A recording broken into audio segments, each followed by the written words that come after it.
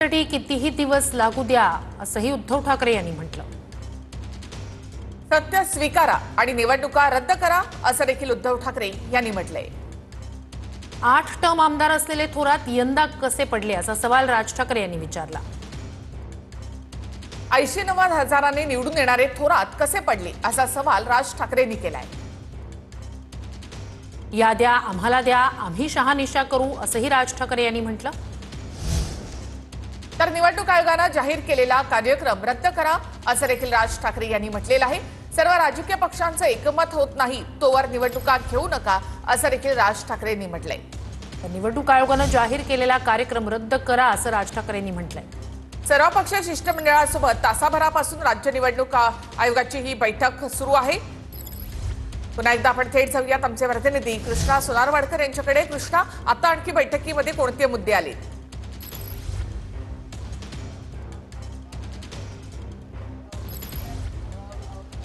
निखिल, आपण पाहतो की 4 ते 5 महत्त्वाचे मुद्दे जे आहेत ते महाविकास आघाडीच्या नेत्यांच्या माध्यमातून उपस्थित केले जात आहेत। सगळ्यात पहिला प्रश्न तर हा होता की मतदारांची दुबार जी नोंदणी आहे ती गेलेली आहे आणि त्यांची नावं वगळण्यात यावी अशा पद्धतीचा प्रस्ताव जो आहे तो सुद्धा या सगळ्या महाविकास आघाडीच्या नेत्यांच्या माध्यमातून मांडला गेला। मात्र जी यादी फायनल झालेली आहे त्यावरती काम सुरू आहे आणि निवडणुकीचा कार्यक्रम घोषित झाल्याचं स्पष्टीकरण निवडणूक आयोगाचे आयुक्त जे आहेत त्यांनी दिलं आणि त्यानंतर आणखी काही प्रश्न या महाविकास आघाडीच्या नेत्यांच्या माध्यमातून उपस्थित केले गेले। खास करून राज ठाकरे यांनी मतदार याद्यांवरती आक्षेप घेतलेला आहे। मतदार याद्या जर फायनल झालेल्या आहेत किंवा ज्या अंतिम झालेल्या आहेत तर त्या इथल्या राजकीय पक्षांना का दाखवल्या जात नाहीत, जर त्याच्यामध्ये काही शंका या सगळ्या बैठकीमधले अपडेट्स आपण पाहूयात। व्हीव्हीपॅट देत नाहीत म्हणजे सर्व पुरावे तुम्ही नष्ट कराल असं उद्धव ठाकरे यांनी म्हटलेलं आहे।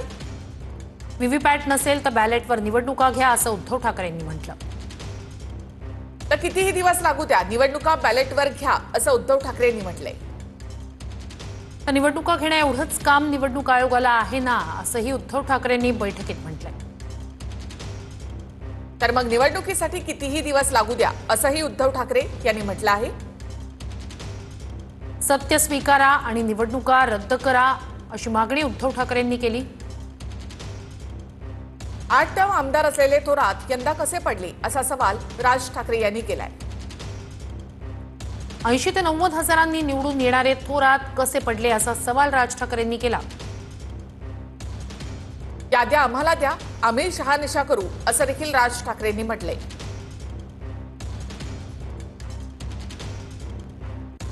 तर मतदार याद्यांमध्ये घोळ असेल तर सुप्रीम कोर्टाला कळवा असं राज ठाकरेंनी म्हटलंय। तर सुप्रीम कोर्टाला सांगून निवडणुका पुढे ढकला असं देखील राज ठाकरे यांनी म्हटलेलं आहे। निवडणूक आयोगाने जाहीर केलेला कार्यक्रम रद्द करा अशी मागणी राज ठाकरे यांनी केली।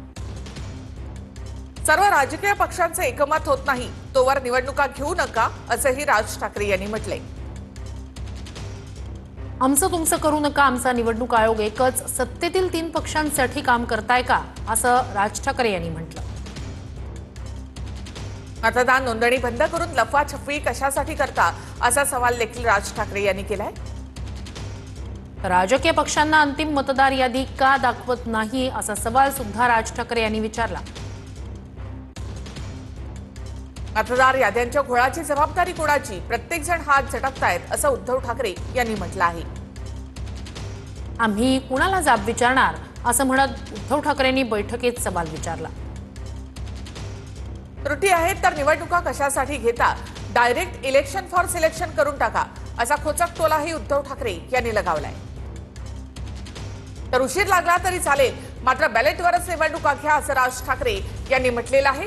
निवडणुकीसाठी जास्त दिवस लागले तरी चालतील असं राज ठाकरे यांनी म्हटलंय। निवडणूक आयोगाला निवडणूक घेण्याऐवजी काय काम आहे असं देखील राज ठाकरेंनी म्हटलं आहे। उशीर लागला तरी चालेल, बॅलेटवर निवडणुका घ्या असं राज ठाकरे यांनी म्हटलं। तर आपले प्रतिनिधी कृष्णा यांच्याकडे जाऊया। कृष्णा, काय अधिकचे अपडेट्स बैठकीतले?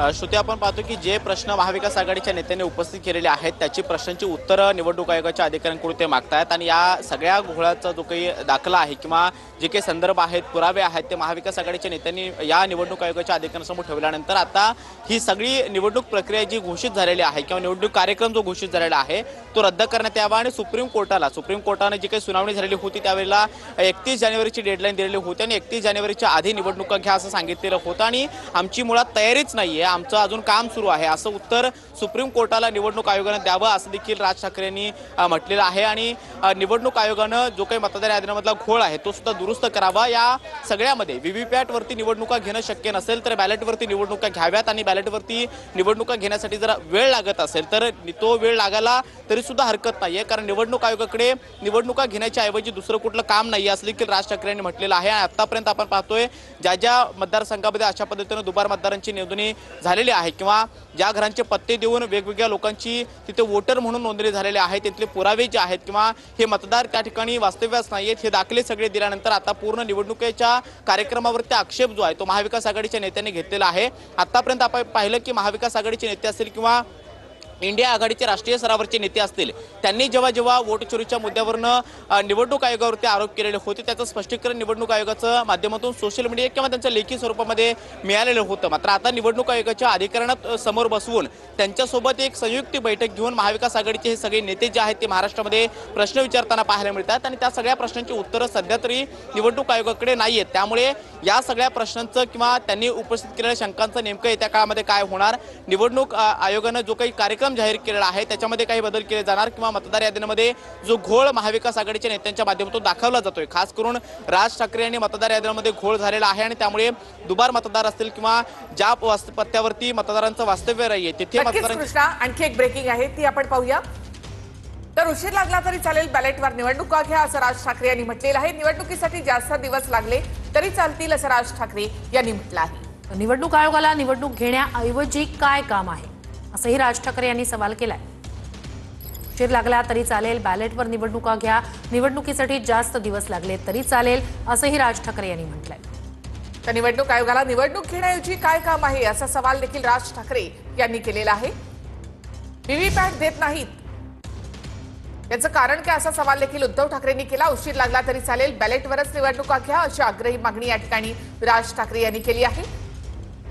मतदार यादीमधला घोळ जोपर्यंत दूर होत नाही तोपर्यंत निवडणुकाच घेऊ नका असं देखील राज ठाकरे यांनी म्हटले।